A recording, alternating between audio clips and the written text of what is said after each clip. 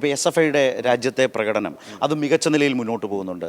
ഉത്തരേന്ത്യയിൽ തന്നെ നിരവധി സർവകലാശാലകളുടെ ഭരണത്തിലേക്ക് വരുന്നു. വിദ്യാർത്ഥികളുടെ ഏറ്റവും മികച്ച പ്രധാനപ്പെട്ട ഇന്നലെ ദീപ്ഷിതയൊക്കെ പറഞ്ഞു, കേരളത്തിലെ SFI പ്രവർത്തനം അവർക്ക് വലിയ ഊർജ്ജം പകരുന്നു. ബംഗാളിലെ SFIയുടെ പ്രവർത്തനത്തെക്കുറിച്ച് ദീപ്ഷിത ഇവിടെ വെച്ച് പറഞ്ഞൊരു കാര്യം കൈരളിയുടെ പ്ലാറ്റ്ഫോംസിലൊക്കെ അത് നമുക്ക് കാണുകയും ചെയ്യും. കൈരളി ന്യൂസിൻ്റെ FBയിലും യൂട്യൂബിലും ഒക്കെ അതുണ്ട്. വാർത്തയിൽ നമ്മളത് കൊടുത്തിരുന്നു. അതുപോലെ DYFIയുടെ മെമ്പർഷിപ്പ്, ബംഗാളിലൊക്കെ DYFIയുടെ മെമ്പർഷിപ്പ് നല്ല തോതിൽ വർദ്ധിക്കുന്ന കണക്കുകളുണ്ട്.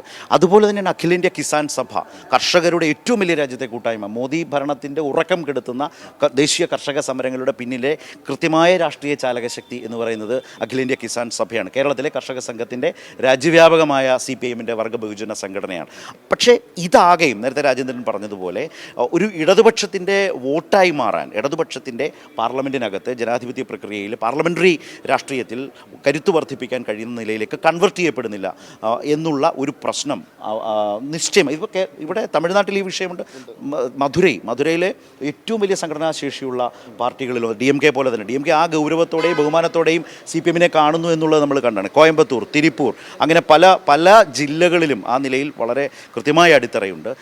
ട്രേഡ് യൂണിയൻ പ്രവർത്തനം CITU വളരെ ശക്തമായി നിൽക്കുന്നു. രാജ്യത്തെ ആകെ വളരെ ശക്തമായ സമരത്തിനാകെ നേതൃത്വം കൊടുക്കുക. തൊഴിലാളി സമരത്തിന് CITU നേതൃത്വം കൊടുക്കുന്നു. പക്ഷേ ഇത് CPIഎമ്മിൻ്റെ രാഷ്ട്രീയ പ്ലാറ്റ്ഫോമിലേക്ക് എത്തിച്ച് CPIഎമ്മിനെ കൂടുതൽ കരുത്താർജിക്കും വിധത്തിലേക്ക് എങ്ങനെ കൊണ്ടുപോകാം, അത് ഈ സംഘടനാ റിപ്പോർട്ടിൻ്റെ ഭാഗമായ കഴിഞ്ഞകാല പ്രവർത്തനങ്ങളെ വിലയിരുത്തി അതിൽ നിന്ന് സ്വയം വിമർശനപരമായി വരുന്ന 3 വർഷക്കാലത്തേക്ക് ആ നിലയിൽ പാർട്ടി സംഘടന എങ്ങനെ കെട്ടിപ്പടുക്കാം എന്നതടക്കം പാർട്ടി സംഘടനാ റിപ്പോർട്ടുമായി ബന്ധപ്പെട്ട നിരവധിയായ പ്രശ്നങ്ങളുണ്ടാകാം, നേട്ടങ്ങളുണ്ടാകാം, വീഴ്ചകളുണ്ടാകാം, വിമർശനങ്ങളുണ്ടാകാം. ആ റിപ്പോർട്ടിന്മേൽ ഈ രാജ്യത്തെ എല്ലാ സംസ്ഥാനങ്ങളിൽ നിന്നുള്ള പാർട്ടി കോൺഗ്രസിലെ CPIഎമ്മിൻ്റെ പ്രതിനിധികൾ ആ റിപ്പോർട്ടിന്മേൽ ചർച്ച നടത്തിയ ശേഷം ഗ്രൂപ്പ് തിരിഞ്ഞ്, അത് കോൺഗ്രസിലെ ഗ്രൂപ്പ് ചർച്ച എന്ന് കേൾക്കുമ്പോൾ സോഷ്യൽ മീഡിയയിൽ ഒരു ട്രോളുണ്ട്.